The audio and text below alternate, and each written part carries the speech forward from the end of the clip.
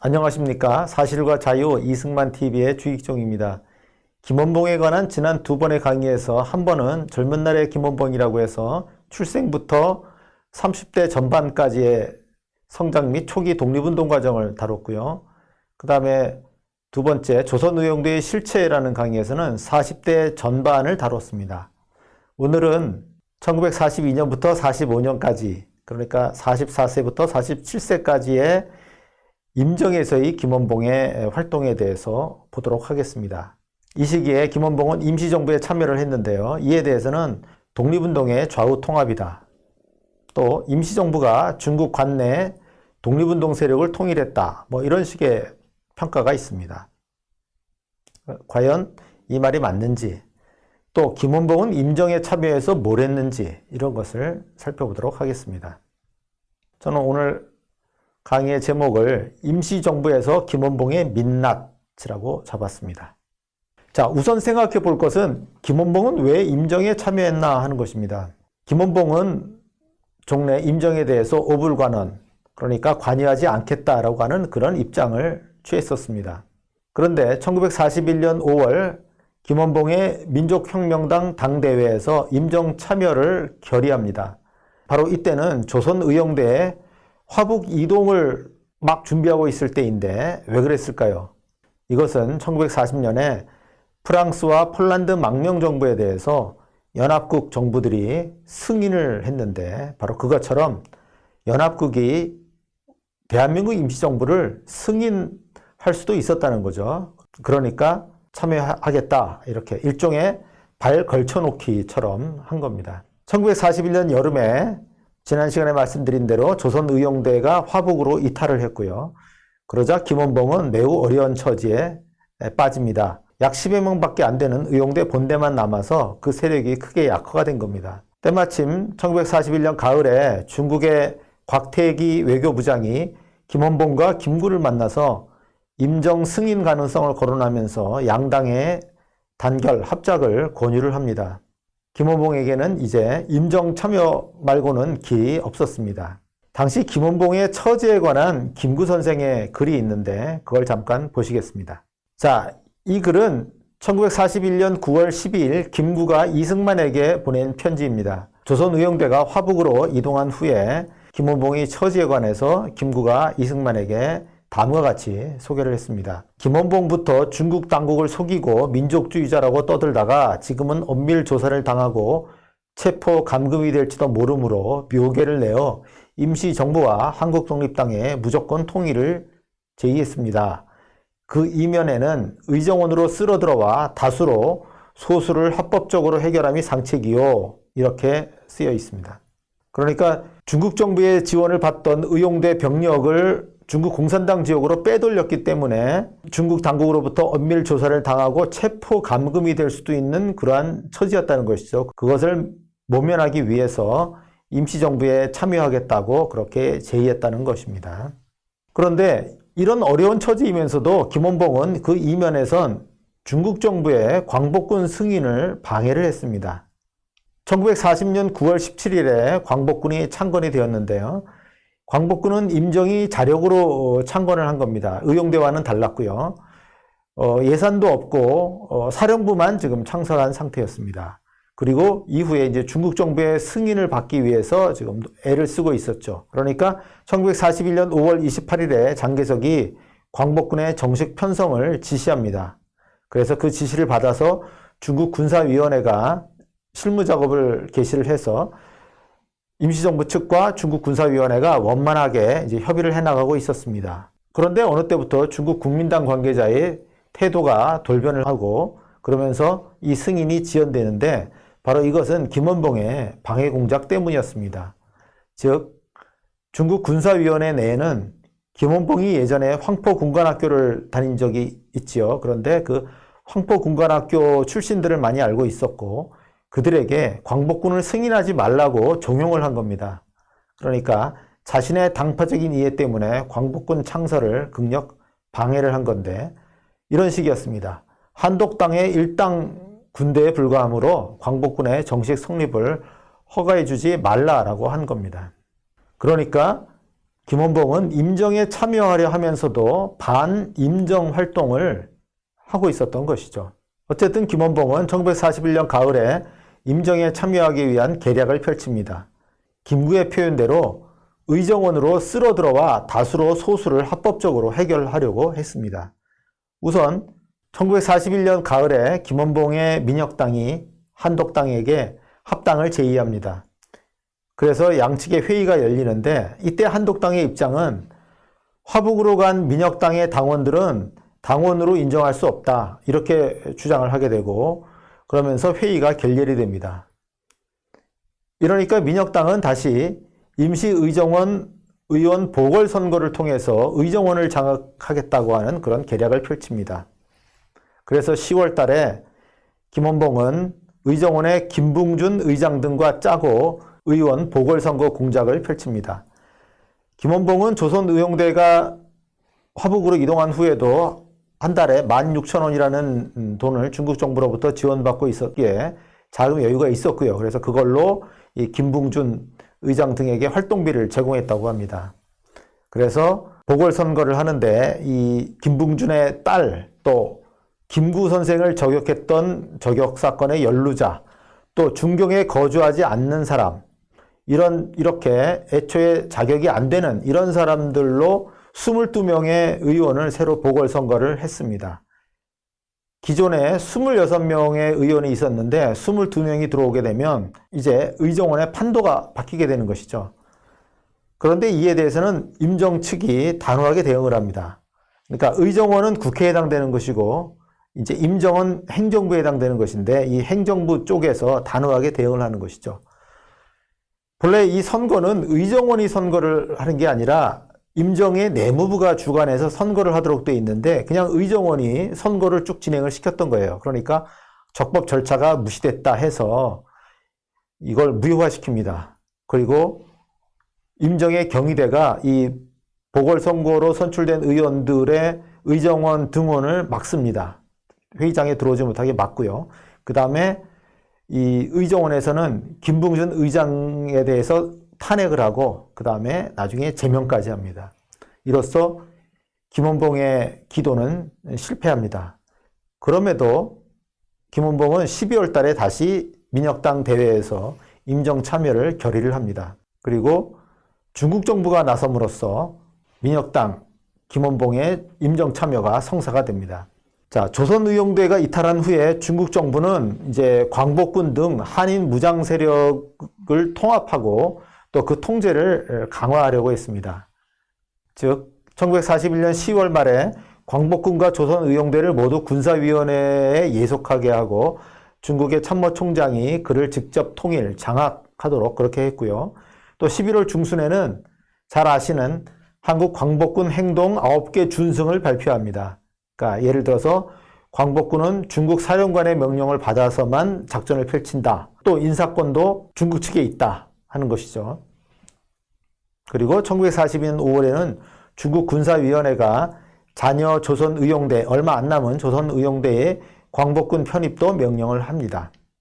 자, 이렇게 중국 정부가 광복군 등 한인 무장 세력에 대해서 그걸 통합하고 그 통제를 강화를 하면서 또 한독당에게는 민혁당의 임정 참여를 허용하라고 압박을 가합니다.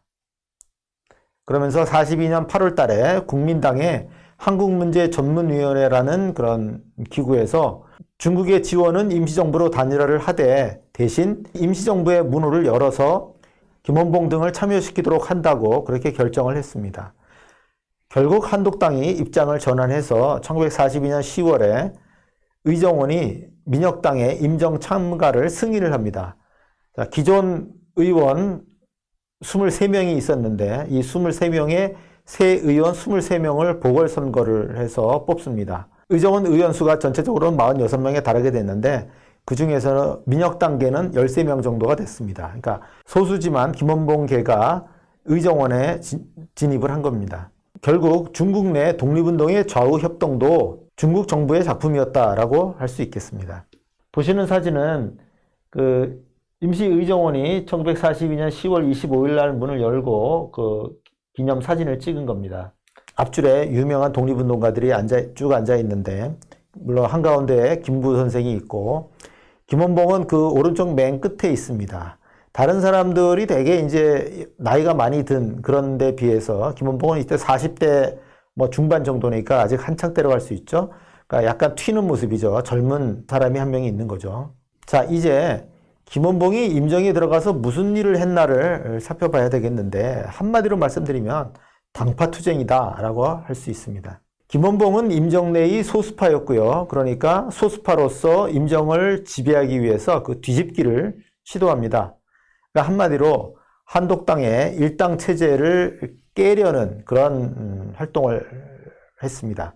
예를 들어서 당시 임시의정원 의원에는 충칭에 거주하는 독립운동가만 의원이 될 수 있었는데 그걸 고쳐달라 이렇게 요구를 했습니다. 이건 임시야컨을 고쳐야 되는 거고요.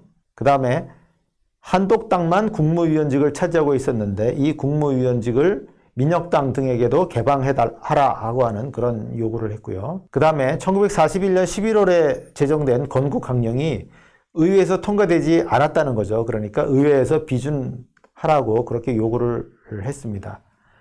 자, 이상의 요구는 임정의 외연을 이렇게 확대한다는 점에서는 나름 의의가 있는데 김원봉은 여기에 그치질 않았습니다. 바로 임정을 장악하기 위해서 김구와 한독당에 대한 비방과 중상 모략도 서슴지 않았고요. 그 때문에 1942년에 큰 파쟁이 일어났습니다. 바로 차관 및 권총 도난 사건이었습니다. 자, 임정은 중국 정부의 지원으로 살림을 꾸려가고 있었습니다. 그러니까 1942년에 월 6만 원을 지급받고 있었는데요. 그런데 1943년 4월에 김구가 중국 측에 지원금의 증액을 요청합니다. 그러니까 임정의 기구가 커졌고 또 게다가 전시 인플레로 인해서 물가가 올랐다는 거죠. 그래서 지원금을 늘려달라고 요구를 하는데요. 김구가 중국 국민당의 조직부장인 주가화라는 사람에게 보낸 편지입니다. 1943년 4월 24일 날 보낸 건데요. 이렇게 되어 있습니다. 지난해 겨울부터 한국 임시정부 예하 기구가 확대되고 물가가 등귀하면서 어려움이 적지 않았습니다. 지금 우리 형편은 여전히 내일을 걱정해야 할 처지입니다. 당장 월말을 맞아 각종 비용이 만만치 않게 소요될 터인데 암담할 따름입니다. 부끄러움을 무릅쓰고 다시 부장께 도움을 요청합니다. 참 애절한 편지가 아닐 수 없지요. 이 청구 항목을 보면은 뭐 임시정부의 직속 가옥 월세, 또 임시정부의 정무비, 임시정부의 재외 공작비, 임시정부의 직원 생활비, 각 단체의 보조비, 또 중경 부근에 건축하는 한국교포 생활비 뭐 이렇게 해서 총 24만 4,500원인데 이때 미국에 있는 동포들로부터 매달 2,000달러 정도가 왔습니다. 그게 한 4만 원 정도에 해당이 되고요. 그걸 빼고 나면 20만 원이 되는 거죠. 그러니까 원래 6만 원을 받고 있었으니까 14만 원을 더 지급해 달라고 요청을 했던 겁니다. 자, 이렇게 4월 달에 요청을 하니까 중국 측이 5월 달에 그것을 승인을 합니다. 그렇게 해주겠다 이렇게 하고서, 그런데 이 담당자인 주가화라는 부장이 중국 지방 출장을 떠나면서 6월분 지급이 지연이 됐습니다. 그러니까 돈이 지급이 안 되니까 김원봉 측은 김구가 보조금을 받고도 안 준다, 횡령이다 이렇게 이제 판단을 하게 됐습니다. 근데 때마침 그 5월 달에 임정 내 권총도난 사건이라는 게 일어났었습니다. 그러니까 임정 경비대에 있는 한 경비대원이 권총을 잃어버렸는데 여기 대해서 한독당 측은 이게 권총을 빼돌려서 김구를 암살하려고 한 시도였다라고 그렇게 발표를 했고요. 여기 대해서 이제 김원봉 민혁당 측은 이게 고문에 의해서 무고로 조작한 것이다라고 그렇게 또 주장을 했습니다. 양측이 이렇게 맞서니까 중국 경찰이 수사에 나서기도 했고, 그런데 이 진상은 제대로 밝혀지지를 않았습니다. 여하튼 이렇게 양측의 갈등이 극도로 격해진 가운데서 김원봉 측이 김구 측에 대해서 중상모략을 하게 됩니다. 즉 민혁당 측은 7월 14일에 중국 정부 인사들에게 전보를 쳐서 김구가 6월분 생활비를 받고도 가로챘다라고 그렇게 폭로를 하게 됩니다. 그리고 7월 20일에 이 민혁당은 팜플렛까지 만듭니다. 반통일파가 이제 김구라는 것이죠. 그래서 반통일파의 공금 착복 어쩌고 하는 팜플렛을 인쇄하고 그것의 영문 번역본까지 만듭니다. 그래서 그걸 충칭에 있는 각국 영사관에 뿌리고 또 통신사에도 배포를 하게 됩니다.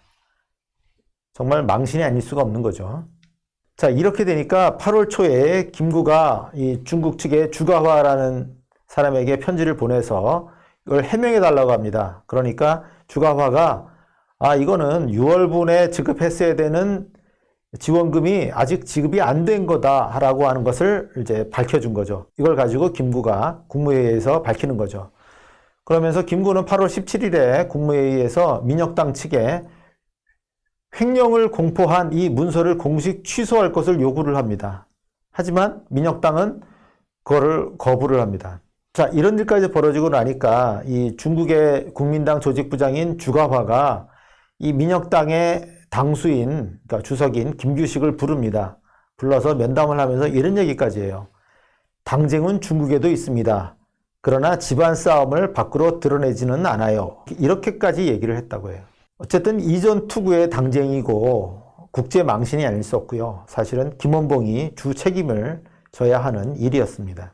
이런 임정래의 당쟁에 대해서는 일본군으로 징집됐다가 탈출해서 광복군이 된 이의 증언도 있습니다. 바로 장준하의 돌베개입니다. 자, 오른쪽에 있는 사진이 이제 장준하의 모습이죠. 자, 이들은 1945년 1월 31일, 해방되는 해죠. 이때 충칭의 임정청사에 이제 도착을 했는데요. 이 돌베개라는 책에 보면은 이런 구절이 있습니다. 자, 탈출한 젊은 병사들이 임정 각 원들에게 돌아가며 교양이란 이름의 이야기를 듣게 됐는데 그게 다 자당, 자기 당의 선전이며 타당에 대한 비방이라는 것임을 깨닫게 되었다라고 하는 거죠. 그러니까 임정 내에 크게는 한독당과 민혁당이 있고 또 조선해방당 뭐 이런 다른 당들도 있는 겁니다. 그래서 임정의 주요 인사들이 나와서 연설을 하는데 겉으로는 교양 강좌인 것 같지만 실제로는 자기 당을 선전하는 거고 다른 당을 비방하는 내용이었다라는 것입니다. 우리들에 대한 자당 포섭 공작은 중지되지 않았다 이런 얘기를 했고요. 그 다음에 특히 김원봉 일파에서는 세력을 넓히기 위해서 미인계까지 쓰고 나섰다. 그러니까 술집에서 술을 먹이면서 여자들까지 불러서 끌어들이려고 했다는 것이죠. 그 추태는 날이 갈수록 심해졌고 그들에 대한 우리들의 실망과 불신도 날이 갈수록 높아만 갔다 이렇게 썼습니다. 장준하 씨는 그래서 돌베개라는 책에서 자기가 임종 국무위원들을 모아놓은 자리에서 다시 일본군에 입대해서 비행기를 몰고 와서 중경 임시정부 청사를 폭격을 하겠다라고 하는 그런 폭탄 발언까지도 했다라고 그렇게 써놨습니다. 그런데 김원봉의 이런 당파투쟁은 반임시정부 활동으로까지 넘어갔습니다. 바로 임시정부의 연합국 승인 획득 노력을 방해를 한 것입니다. 그러니까 충칭의 김구와 미국의 이승만이 하나의 팀을 이뤄서 미국에 대해 임정 승인 외교를 펼치고 있었습니다. 김원봉은 그에 대항해서 미국에서 이승만의 반대파로 적극 활동하던 한길수와 제휴했습니다. 자, 한길수란 인물은 한마디로 정탐원이요, 어떤 선전원, 그러니까 정탐활동 또 선전활동에 대단히 뛰어난 또 그런 일을 한 인물이다 이렇게 말씀드릴 수 있는데요. 1900년에 개성 출생입니다. 그러니까 이승만보다는 무려 25년이나 어린 아까 한 세대 뒤의 인물이라고 할 수 있는데 1905년에 이 아버지가 하와이로 이민을 가면서 같이 따라가게 된 겁니다.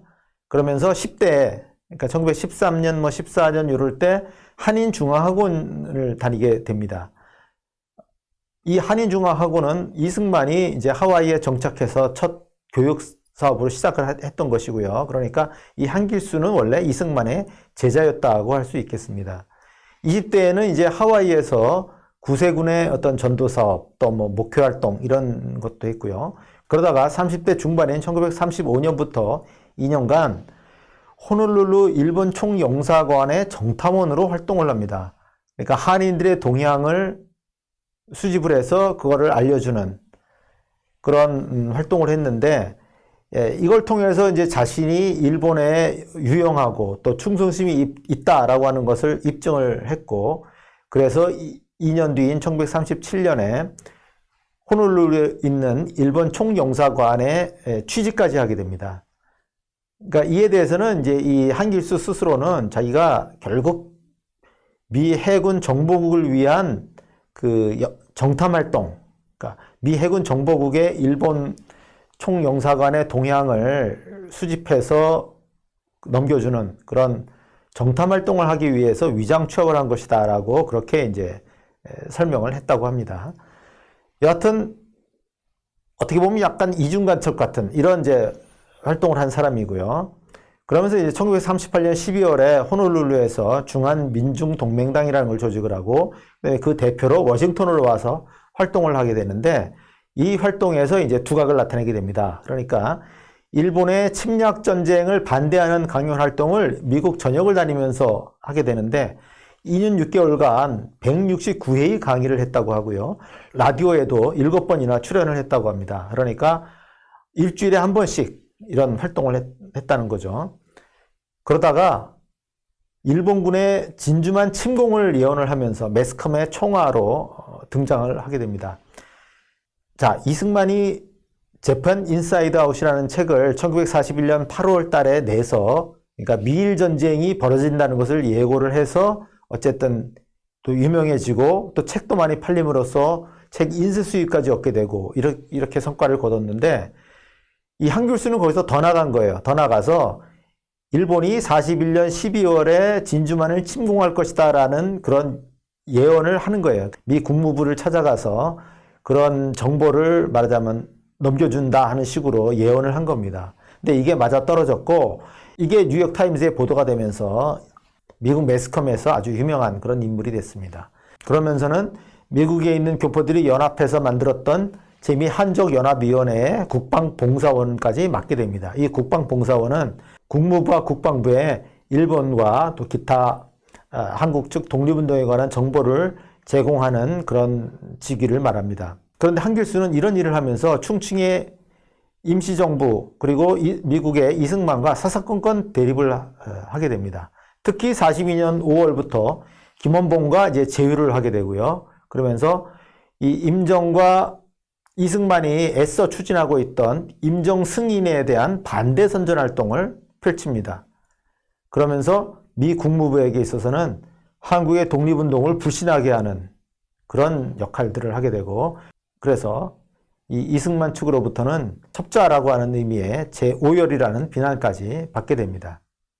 자, 이처럼 김원봉은 이 한길수와 제휴해서 미국이 임정 승인을 하지 않도록 그렇게 선전활동을 했고요. 물론 미국 정부가 임정을 승인하지 않은 것은 소련의 입장이라든가 하는 걸 고려한 그것이 가장 큰 요인이지만은 여하튼 임시정부에 대해서 부정적인 인식을 갖게 된 것이 그 작은 요인이었다라고도 할 수 있겠습니다.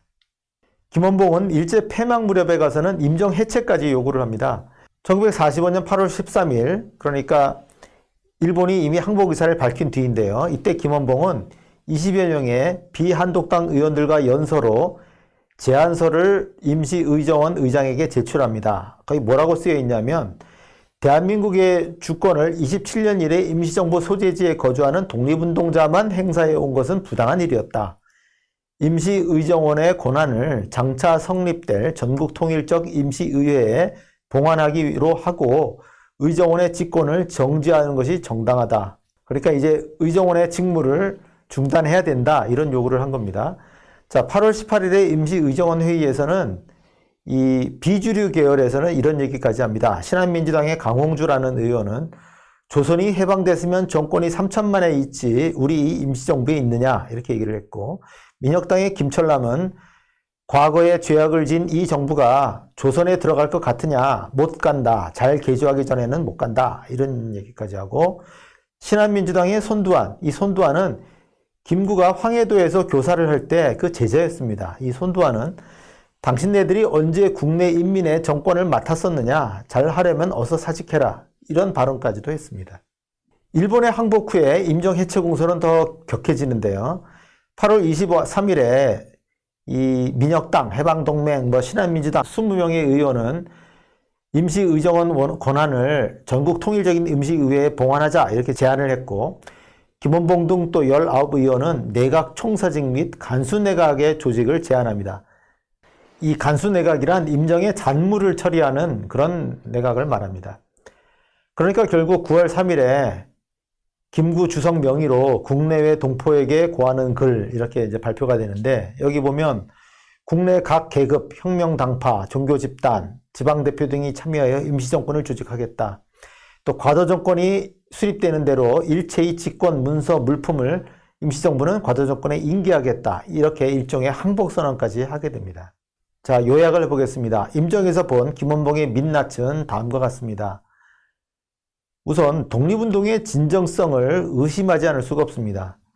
중국 정부에 광복군을 승인하지 말라고 회방을 놓고 또 자신은 임시정부에 가담하려 하면서도 중국 정부에게는 임시정부를 승인하지 말라라고 요청하는 이중 플레이까지 합니다. 자신을 지원한 중국 국민당 정부를 기만하다가 중국 공산당에게 뒤통수를 얻어맞았고요. 그러니까 어쩔 수 없이 임정에 참여를 했는데 그 후에는 김구를 진흙탕으로 끌어들여서 싸움을 벌입니다. 또 미국에 있는 한길수를 통해서 미국 정부가 임정을 승인하지 않도록 그런 선전 공작을 펼칩니다. 그러다가 마침내 일본이 항복할 무렵부터는 임정 해체를 요구합니다. 마치 우물물을 다 마신 다음에 그 우물에 침을 뱉고 떠나는 격이라고 할 수 있겠습니다. 자, 현 집권 세력은 임정 수립을 건국이라 강변했습니다. 그런데 이 현 집권 세력이 이처럼 임정의 뒤통수를 친 김원봉에게 최고급의 독립유공자 훈장을 주고 싶다, 주겠다라고 합니다. 이런 넌센스가 또 어디 있겠습니까? 네, 여기까지 말씀을 드리겠습니다. 감사합니다.